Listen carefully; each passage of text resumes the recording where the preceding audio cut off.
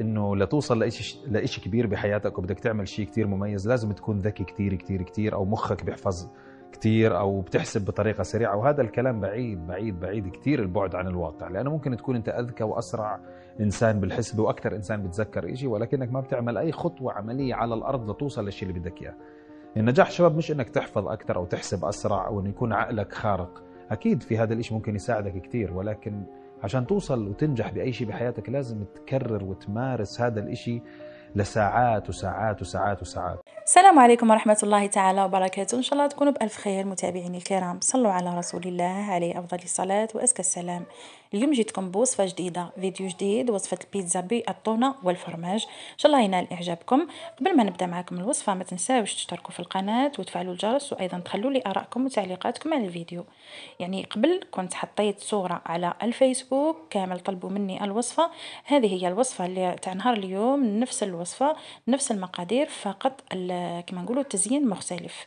هنايا أول شيء نبدأ على بركة الله. عندي حوالي ملعقة كبيرة من خميرة الخبز، وأيضا نصف كاس تاع التاي، يعني يكون مش مملوء، نصف كاس زيت الزيتون أو زيت النباتي، بيضة كاملة، وحوالي 4 كؤوس من الطحين الأبيض هنايا ولا فرينة.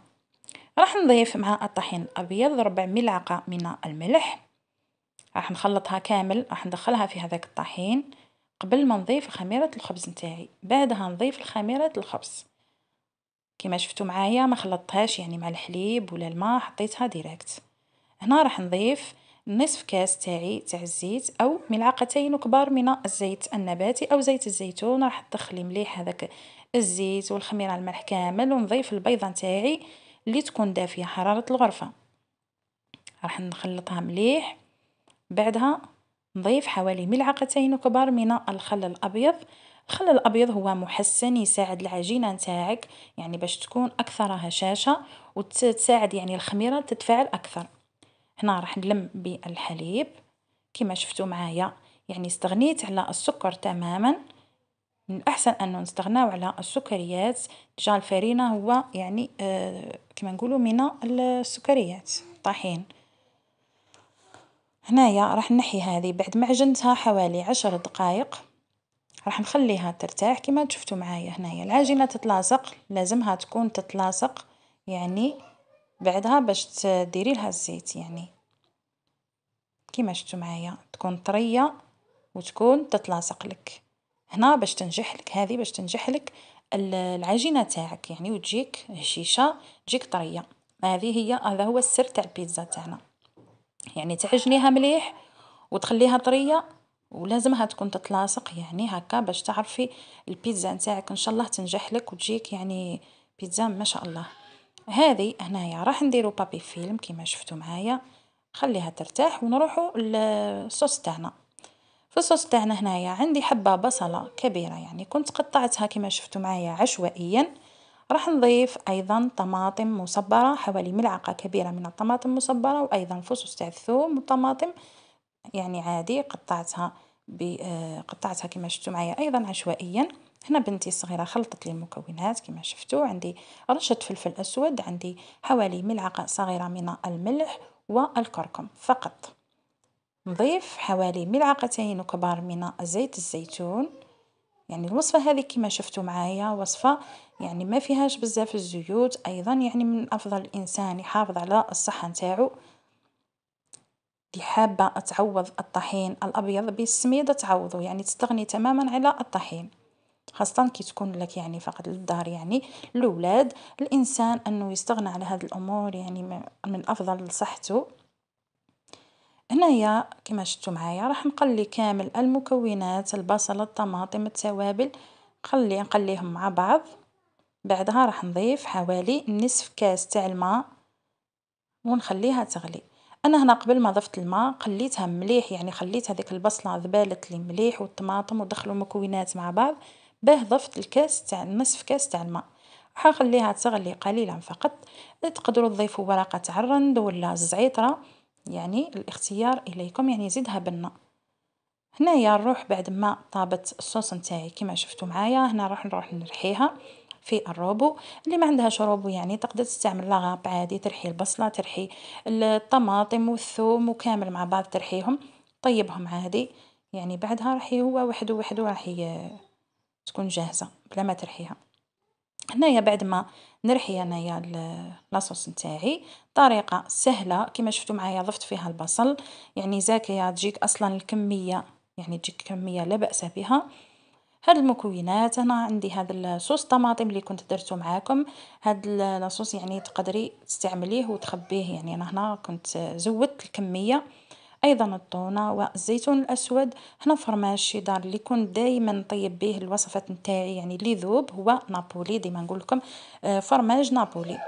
عندي هنايا نوعين من الجبن ايضا. هنا العجينه تاعي بعد ما ارتاحت يعني وطلعت لي كما شفتوا معايا حوالي نصف ساعه، يعني ما بين توجدي لاصوص نتاعك وكل شيء ترجعي العجينه تاعك.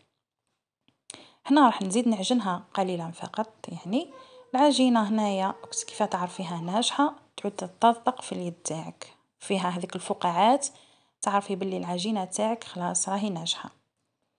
ولا تقدري تخلي كيما هكذا تقسمي العجينه على زوج، يعني بالموس ولا السكين تقسميها على زوج، تلقاي فيها ذوك الفقاعات، تعرفي باللي العجينه تاعك يعني ناجحه وجاهزه للاستعمال.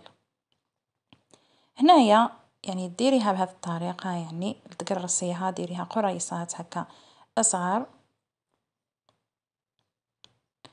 انا هنا استعملت فقط 2 والباقي يعني درته في المجمد. كي تعودي مزروبه ولا عندك حاجه ولا تجبدي ديريكت وتستعمليها عادي، يعني حوالي ربع ساعه تذوب لك وتستعمليها.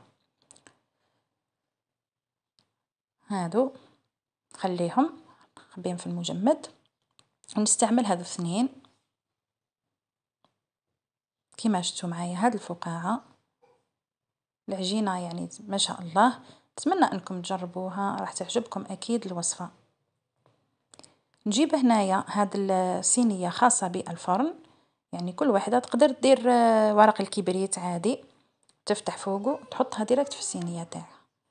هنايا راح نفتح العجينه تاعي سمك يكون رقيق، لانها من بعد راح تتنفخ لك، راهي فيها الخميره وفيها الخل الابيض. هنايا راح نفتحها كامل. البيتزا هذه تاعي تكون بحشو الجبن. كنت درت معاكم كما شفتوا معايا الصورة اللي حطيتها يعني شكل آخر. ديما الأشكال ترجع لكم انتوما، فقط الفايدة في كما نقولوا احنا الوصفة. هنايا راح ندير الجبن تاعي نحشي به الحواشي هكذا. هو هنا يعني مش شرط يعني تحشي هنايا الحواشي بالجبن، لكن انا فضلت اني باش من بعد ما يرموش هذوك الحواشي هكذا. راح نكمل انايا هنايا نغلق كامل الحواشي نتاعي بنفس الطريقه، يعني ما يهمش من بعد راح ديري لاصوص وتتغطى كامل. هنايا تضغطي عليها تقفليها كما شفتوا معايا. نجيب انا لاصوص نتاعي وتحاولي تعمريها شويه، لانها من بعد كي تدخليها للفرن راح تنشف لك هكذا كما شفتوا معايا، يعني باش تجيك طريه ما تجيكش يابسه. ايضا تزيين اختياري. هنايا تقدروا ديروا طونه، تقدروا ديروا فيونداشي، تقدروا ديروا ايضا الكاشير ولا الخضر، الفلفل، الطماطم يعني البصل، تقدروا ايضا ديروا هذا المكونات، اختيار يرجع لكم. انا هنايا درت الطونه كما شفتوا معايا. نضيف ايضا الجبن. يعني العجينة هذه فيها عدة استعمالات، تقدروا ديروها سوفلي، تقدروا ديروها كيش، تقدروا أيضا ديروها لطرطولات يعني في المملحات، وأيضا تقدروا تستعملوا بها ميني بيتزا ولا همبرجر يعني ديروا خبيزات عادي تقرصوهم تحطوهم كما قرصت معاكم أنا في الأول، يعني العجينة كيفاش شفتوا معايا. تخلوها يعني عكوتي دهنوها من الفوق بالصفر وتخلوها طيب عادي، تجيكم يعني ما شاء الله. فيها عدة استعمالات، تقدروا أيضا كما قلت لكم تستعملوها في الكيش.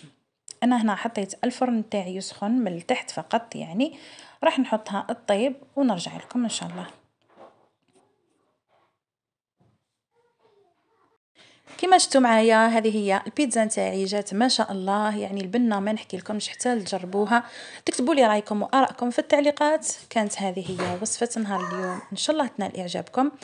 ما عليا نقول لكم اخواتي الكريمات في فيديو جديد وفي وصفه جديده باذن الله. ما تنساوش ديروا لي جامع للفيديو، وما تنساوش ايضا تشتركوا في القناه وتفعلوا الجرس. دمتم بالف خير والى اللقاء في فيديوهات جديده ان شاء الله.